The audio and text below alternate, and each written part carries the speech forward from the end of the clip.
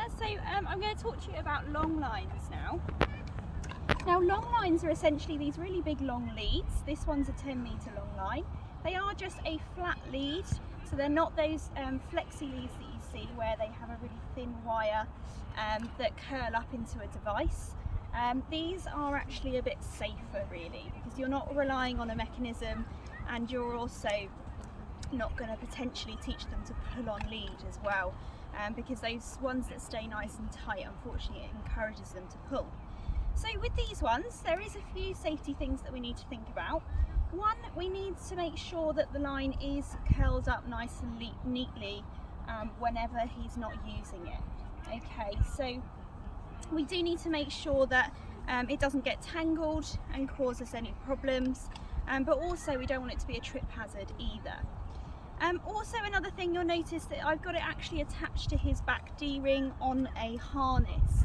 So you cannot attach these to a collar. If he wants to run to the end really fast, he doesn't quite know where that end is. So if he gets to the end really quickly, he's going to give him a whiplash injury if we had it attached to his collar.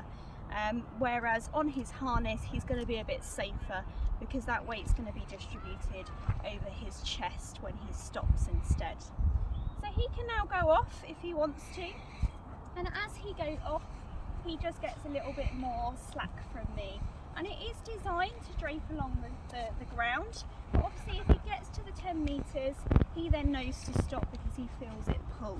But the rest of the time it can just stay slack on the ground. So essentially it should feel like he isn't actually on lead at all. That's the aim of this. Now the whole time he's at the 10 metres, I can just be holding on to the end. If you felt comfortable, you could actually let it drop on the floor and just use your foot as a brake instead. But if at any point he wanted to start coming back to me, or I was catching up with him, I would just need to wheel up some of the slack so that we didn't trip over it. So we're coming back together now. So I'm just going to wheel this back in and try and not get entangled in it in the process. You can see how easy that is to get tangled, so I just need to be a little bit quicker with reeling it back in. So long lines are also really good for practicing recall if you are still practicing this, or in Paisley's case, he is actually going a little bit deaf, so for me it's something that is a safety line for me when I'm giving him his recall. So Paisley! Paisley! Paisley, come! Good boy!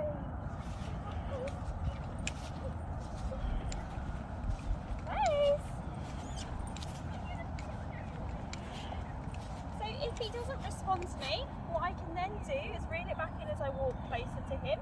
I've got full control, and then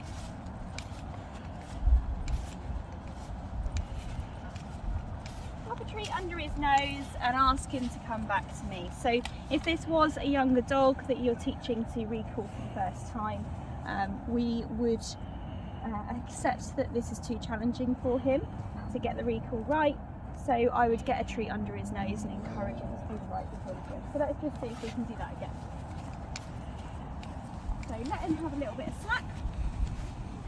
Reel it back in if he wants to come closer. Back out when he wants to go further away. Paisley! Nice!